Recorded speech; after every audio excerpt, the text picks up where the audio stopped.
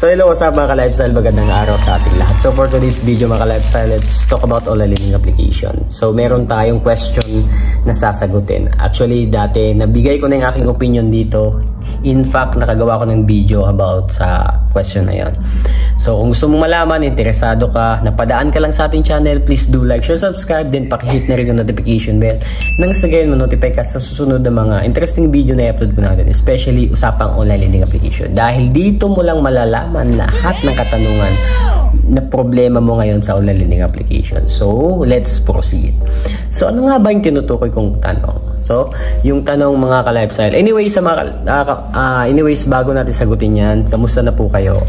Kamusta na yung mga always nakaka-receive ng mga iba't ibang klaseng form ng text messages, ng harassment sa iba't ibang online learning application, nakaka-receive ng calls, no? So kamusta na po kayo? I hope unti-unti na po kayo nakaka-move on, nakaka-recover. Kasi honestly speaking, hanggang dyan lang po talaga yan, no? Hindi na po mag-extend in the term of kulungan, in the term never po sila magko-complain. So hanggang dyan lang yung mga nare-receive yung text. Maniwala kayo sa hindi, proven and tested na po yan.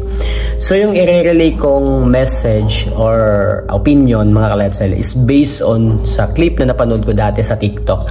So in-explain niya bakit hindi na lulugi yung mga online learning application, ano. So based doon, sabi niya, again, disclaimer po muna ha. Wala po akong katayuan sa gobyerno. Hindi po ako lawyer, legal advisor whatsoever.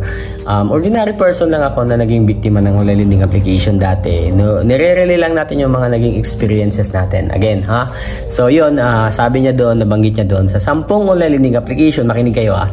Sa 10 online learning application, biktima, I mean sa iisang online learning application, then 10 yung borrowers nila, 6 to 7 person doon hindi na nagbabayad, pero yung 3 is continue pa rin, maganda yung standing, hindi sila malulugi. In fact, kikita pa rin sila ng malaki.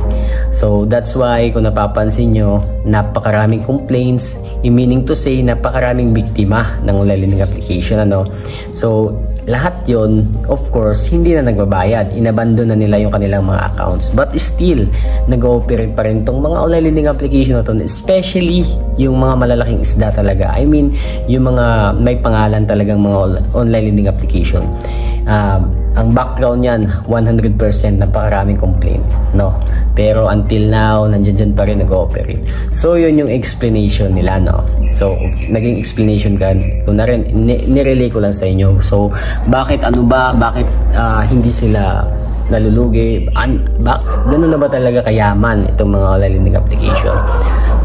So most of the owner of online learning application is Chinese daw. So hindi natin alam, baka merong mga kasosyo tong mga Pilipino, like for example yung nabasa ko, I mean yung napanood kong isang video rin sa TikTok pa rin ha, na yun na nga, merong share yung isang known na online learning application. I mean merong isang may-ari, I mean general, no. So based on my research yan, kaya until now hindi pa rin to nagsha-shutdown, hindi pa rin nire-raid, kasi nga ang may hawak is police, may-ari na rin, no. So yun mga ka-lifestyle, no, I hope nasagot ko yung katanungan ng isang solid subscriber natin na bakit hindi nalulugi. So yun lang naman yung explanation. So again, napakaraming online learning application, then napakarami rin mga complaint yan lahat, napakarami rin, kasi hindi naman talaga natin hawak, I mean hindi natin masyado makontrol yung ibang tao na yung magbaro sa iba't ibang online learning application, and then sad to say magka-problema hindi inaasahan. That's why napakaraming mga hindi na nakakabayad, pero hindi naman sinasadya, no? Unlike sa ibang mga biktima na always nagbabaro sa iba't ibang online learning application, then pinansusugal, no? Magkaiba yon. So yon, kung napapansin nyo, hilera-hilera pa rin yung mga online learning application sa Play Store.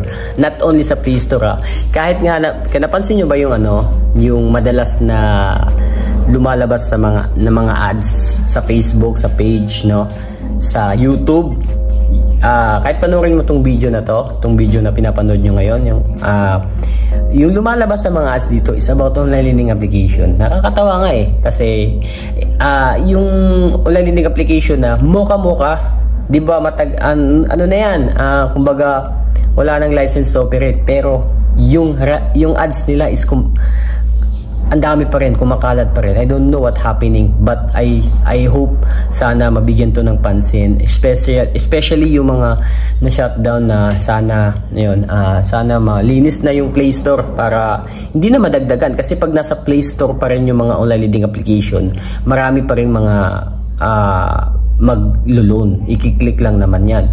Then meron din mga online learning application na wala sa Play Store pero nasa link, like for example tong Finbro, yung Manikat nandyan naman. Basta napakaraming mga online learning application na wala sa Play Store, no? So pero ma-access pa rin nila lahat ng mga contacts nyo or information nyo when pag nag-apply kayo. So yun yung pinaka talaga nila, main source nila para makuha yung mga information na kailangan nila, no?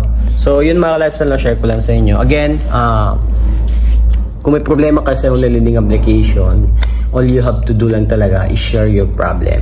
So unahan nyo na kagad yung mga relatives nyo, co-workers, na yun na nga na-hack yung yung number nyo ng isang online learning application agent. So that's why possible na tawagan sila, hanapin ka sa kanila. So yun, explain nyo lang na pag may tumawag, sabihin na hindi ka kilala. Ganun lang kasimple, wala nang ibang solution. Yun lang talaga. Huwag kayong matakot, kasi in the end of the day, kayo lang naman din ang paniniwalaan ng mga taong nakapalibot sa inyo. Sabihin nyo lang na biktima kayo. So yun lang mga ka-lifestyle. Peace mga ka-lifestyle, peace.